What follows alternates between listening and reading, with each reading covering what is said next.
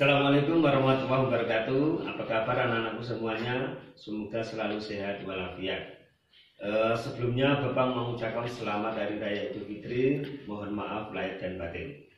Baiklah anak-anakku, pada kesempatan ini Bapak akan menyampaikan materi bimbingan dan konseling dengan tema pergaulan bebas.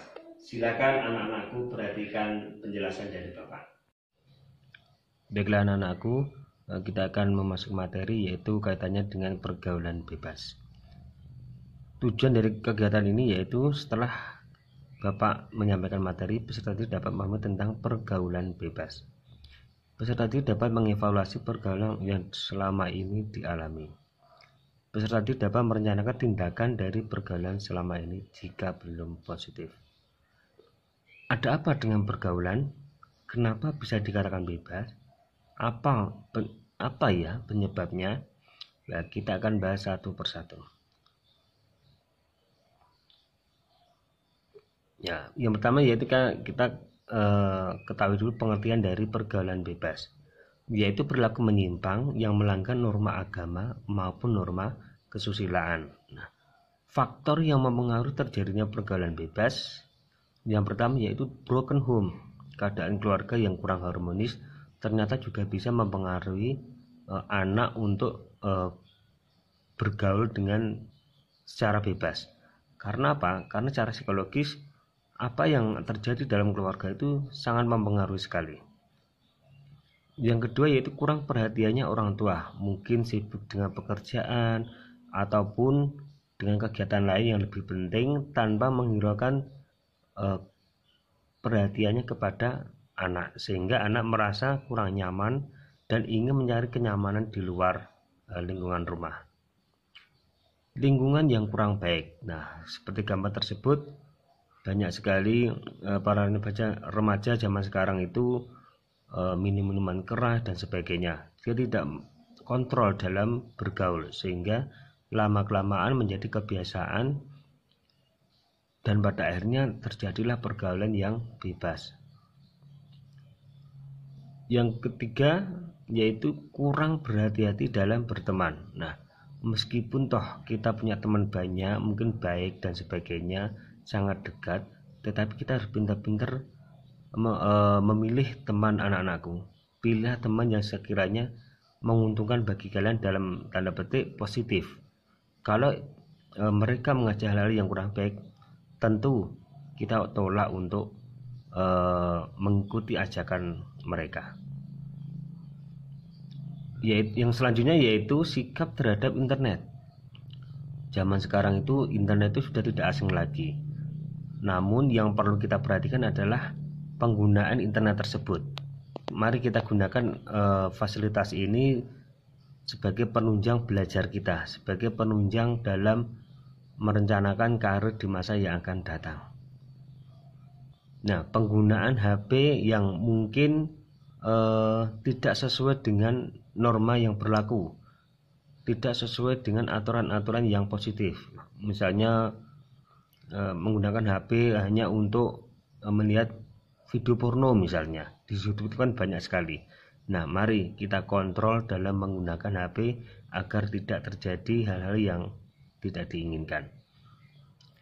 Akibatnya apa dari pelaku di atas? Nah, ini ada 2 orang remaja yang sikapnya kurang baik di dalam bergaul, tidak memperhatikan entah itu baik atau tidak, berbahaya atau tidak. Nah, dia tidak memperhatikan. Kemudian remaja, nah zaman sekarang itu ada yang mengatakan bahwa perokok itu pada umumnya laki-laki, betul, tetapi ternyata pada kenyataannya banyak perempuan yang juga merokok, minum, ngepil dan sebagainya, sehingga dia tidak terkontrol dalam bergaulnya, yang pada akibatnya menjadi kebiasaan. Nah, jangan sampai anak-anakku tergiur dengan perilaku-perilaku seperti itu. Nah, akibatnya selanjutnya yaitu terjadinya free sex. Nah, seks bebas tanpa menghiraukan akibat dari perbuatan tersebut. Sebab secara agama juga sangat dilarang, berdosa. Oleh karena itu anak-anakku ketahuilah bahwa free sex atau seks bebas itu sangat berbahaya, baik bagi perempuan maupun laki-laki. Namun pada umumnya pihak perempuanlah yang menjadi korban. Kalau sudah seperti ini, apa yang harus dilakukan seorang wanita? Maka dia akan bingung, stres. Bagaimana kelanjutannya? Apakah laki-laki itu mau bertanggung jawab atau tidak?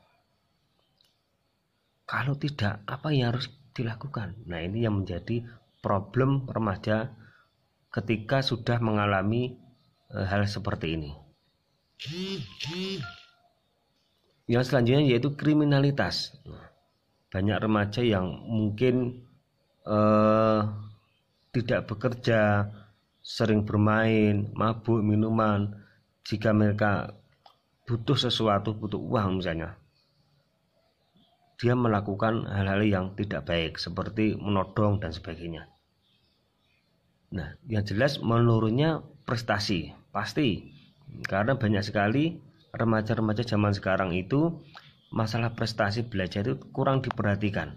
Mereka justru fokus kepada pergaulan, sehingga berakibat belajar pun malas.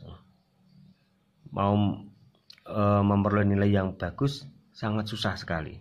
Maka dari itu jangan sampai terjadi pada diri kalian semua. Terus apa yang harus dilakukan? Bagaimana cara mengatasinya? Coba kita perbaiki cara pandang kita. Setelah lulus dari SMK, kira-kira kita mau kuliah atau menikah atau kerja atau malah jadi galau?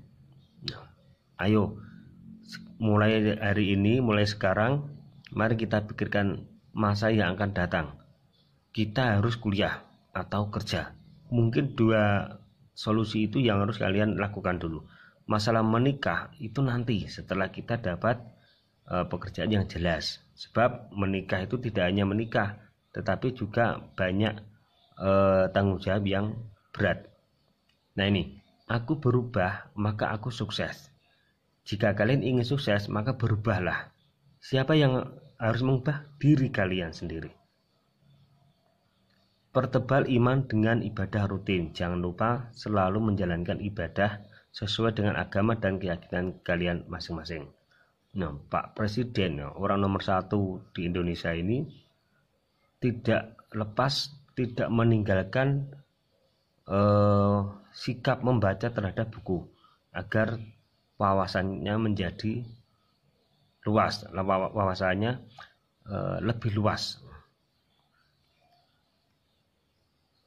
Nah, baik, yang terakhir yaitu tugas kalian, evaluasilah pergaulan kalian selama ini.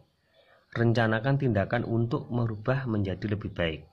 Komitmen dan harapan dari rencana kalian. Tugas ini tidak usah dikumpulkan, tetapi coba direnungkan bagi kalian masing-masing. Demikian tadi anak-anakku materi yang Bapak sampaikan, semoga bermanfaat bagi anak-anak semuanya. Sekali lagi, tetap di rumah, jaga kesehatan, dan tentunya perhatikan pergaulan anak-anak semuanya. Sukses buat anak-anakku semua.